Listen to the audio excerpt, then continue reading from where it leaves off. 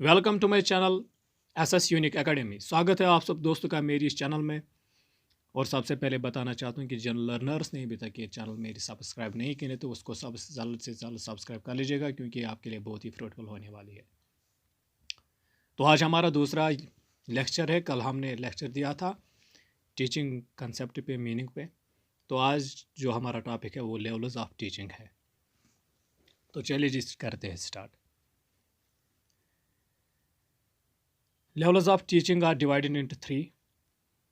ये इनको डिवाइड किया गया है मोरिस ने 1976 में। उसकी जो एक बुक आई थी लर्निंग थ्योरीज फॉर टीचर्स, तो उसमें उसने इनको डिवाइड किया है थॉटफुलनेस एंड अनथॉटफुलनेस में। इसकी बेसिस पे उन्होंने इसको डिवाइड किया है। तो लेवल्स ऑफ टीचिंग 3 है।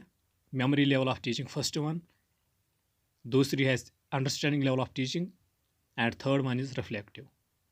तो चलते हैं एक एक करके पढ़ते हैं इनको।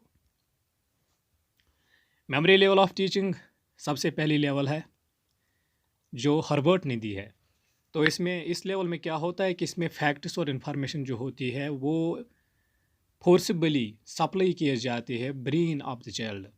ठीक है, मीन्स कि टीचर जो होता है वो इसमें फैक्ट्स और इन्फॉर्मेशन जो सप्लाई करता है एक बच्चे के लिए, वो फोर्सिबली सप्लाई करता है उसकी ब्रेन तक। ठीक है, और इसमें सिग्नल लर्निंग ज़्यादा एम्फेस होती है, चेन लर्निंग होती है, एसआर लर्निंग एम्फेस ज़्यादा होती है। ये टीचर लर्निंग या टीचर मेमोरी लेवल ऑफ जो टीचिंग है ये ज़्यादातर टीचिंग सेंटर्ड होती है, क्योंकि ये ज़्यादा डिपेंड टीचर पे ही करती है।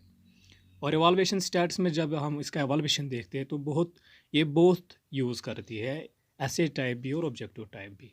और इस लेवल में सबसे ज़्यादा मोटिवेशन देखने को मिली है। तो आइए चलते देखते हैं इसका फोकस क्या है। इसका फोकस है emphasis on cramming of facts and development of the following capacities. ज़्यादा फोकस जो इसका है वो रूट मेमोरी पे है, क्रैमिंग ऑफ द फैक्ट्स है, और इसके अलावा भी ये चीज़ें हैं। Training of mental aspects, train किया जाता है इससे मेंटल आस्पेक्ट को। प्रोवाइड नॉलेज ऑफ फैक्ट्स दिए जाते हैं।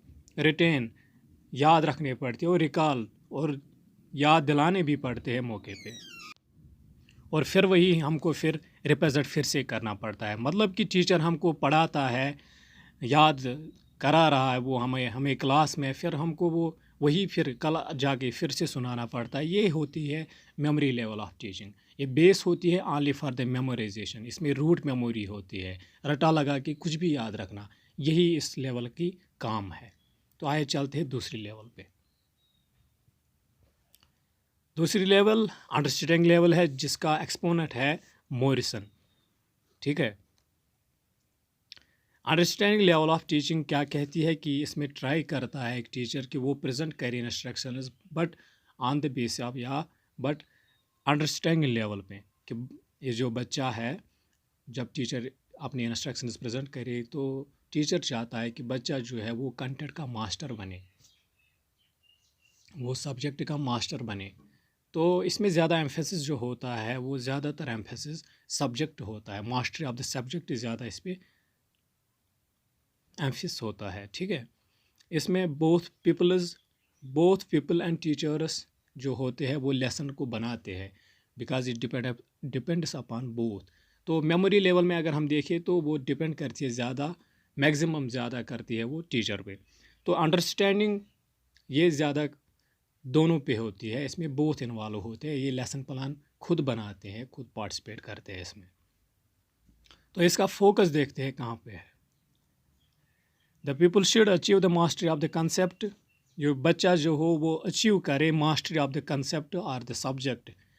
ठीक है, teacher stresses upon the mastery of the content so that a desirable change में आकर in the personality of the peoples.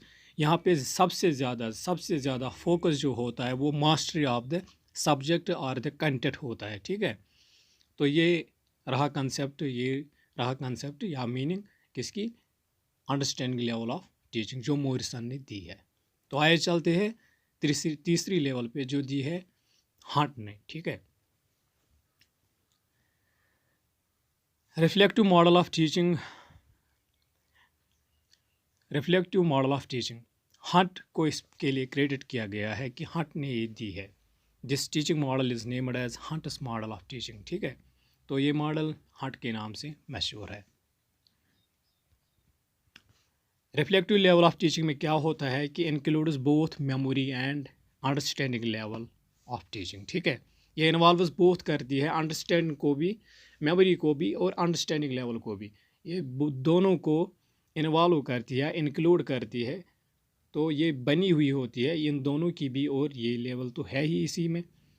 तो इसका जो management of teaching at memory and understanding level takes place before reflective level teaching starts, कि मतलब यही कि जो बंदा या जो student reflective level of teaching पे पहुंच जाए, उसे सबसे पहले क्रॉस करने हैं मेमोरी लेवल और अंडरस्टैंडिंग लेवल, फिर यहाँ पे वो पहुंच जाता है।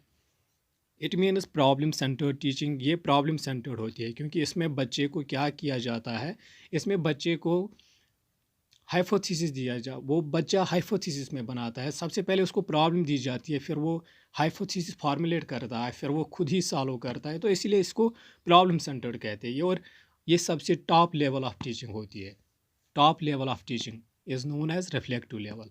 और इसे आपने साइकोलॉजी में सुना होगा नाम, एक साइकोलॉजिस्ट का जीन पियाज जी, उसका नाम, उसने कॉग्निटिव डेवलपमेंट थ्योरी दी है। तो उसका जो लास्ट स्टेज है, फॉर्मल ऑपरेशनल स्टेज, वो इसी के साथ लिंक किया जाता है, ठीक है। और ये इसमें याद रहे। तो फोकस क्या है इसका, to develop problem solving competencies among the peoples. एक बच्चे में, एक स्टूडेंट में प्रॉब्लम सॉल्व करने की कॉम्पिटेंसी, क्षमता, ताकत, एबिलिटी को बेदार करना इसका ऑब्जेक्टिव है, इसका फोकस है। किसका, रिफ्लेक्टिव लेवल ऑफ टीचिंग, ठीक है। तो मैं बात कर रहा था दूसरे पॉइंट की, जो to develop critical and the constructive thinking among peoples.